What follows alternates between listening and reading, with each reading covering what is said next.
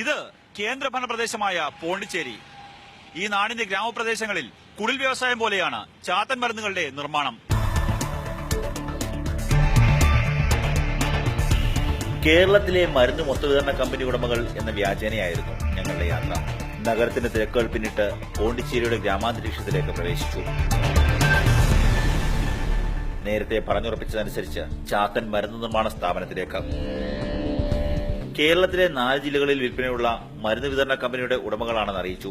ഏതോ വലിയ ഏരിയ കിട്ടിയതിന്റെ സന്തോഷത്തിൽ ചാത്തൻ മരുന്ന് കമ്പനി ഉടമ വാചാലനായി. ചൈനയിൽ നിന്ന് ഇറക്കുമതി ചെയ്യുന്ന വില കുറഞ്ഞ ഗുണമേന്മയില്ലാത്ത അസംസ്കൃത വസ്തുക്കൾ ഉപയോഗിച്ച് എത്ര വേണമെങ്കിലും ചാത്തൻ മരുന്നുകൾ നിർമ്മിച്ചു നൽകാമെന്ന് അയാൾ ഉറപ്പു നൽകി.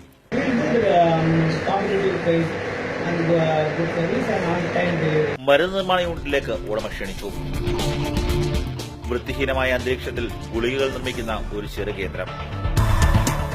പല കമ്പനികളുടെ പേരുകൾ രേഖപ്പെടുത്തിയ ഫോയിലുകൾ ഈ കേന്ദ്രത്തിലെ ഒരു മുറിയിൽ സൂക്ഷിച്ചിട്ടുണ്ട്.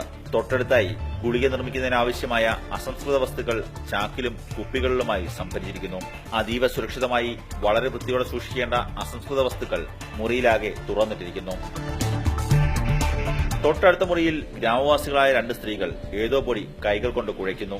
പുട്ട് നിർമ്മിക്കാനായി അരിപ്പൊടി കുഴയ്ക്കുന്നതിന് സമാനമായി. ജീവൻ രക്ഷാ മരുന്ന് നിർമ്മിക്കാനുള്ള അസംസ്കൃത വസ്തുക്കൾ കൂട്ടിച്ചേർക്കുകയാണെന്ന് വളരെ ലാഘവത്തോടെ ചാത്തൻ മരുന്ന് കമ്പനിയുടെ ഉടമ ഞങ്ങളോട് വെളിപ്പെടുത്തി.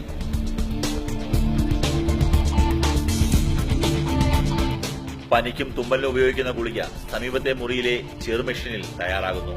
മെഷീനിൽ നിന്ന് ഒരു പിടി ഗുളിക വാരി ഉടമ ഞങ്ങൾക്ക് നൽകി. ഇത്തരം ഗുളികകൾ ഏത് നിറത്തിലും ഏത് രൂപത്തിലും വേണമെങ്കിലും നിർമ്മിച്ചു നൽകാമെന്ന ഉറപ്പും. കൈകൾ ഉപയോഗിച്ച് തൊഴിലാളികൾ ഗുളികകൾ കവറിലേക്ക് നിറയ്ക്കുകയാണ് ഇവിടെ.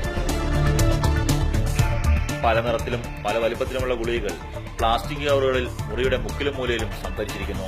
പാക്കിംഗ് സമയത്ത് ഈ ഗുളികകൾ മാറിപ്പോയാൽ അതിന്റെ ദൂഷ്യഫലം രോഗികൾ തന്നെ അനുഭവിക്കണം. ഇത്തരം ചാത്തൻ മരുന്നുകൾ പല പേരുകളിൽ പല രൂപത്തിൽ നമ്മുടെ കൊച്ചു കേരളത്തിലേക്കും എത്തുന്നു. ഈ ദുരവസ്ഥയ്ക്ക് തടയിട്ടില്ലെങ്കിൽ നമ്മുടെ ആരോഗ്യമേഖല തകരാൻ അധികകാലം വേണ്ടിവരില്ല. പോണ്ടിച്ചേരിയിൽ നിന്നും ക്യാമറമാൻ രാഹുൽ കൃഷ്ണയ്ക്കൊപ്പം കണ്ണൻ നായർ, മാതൃഭൂമി ന്യൂസ്.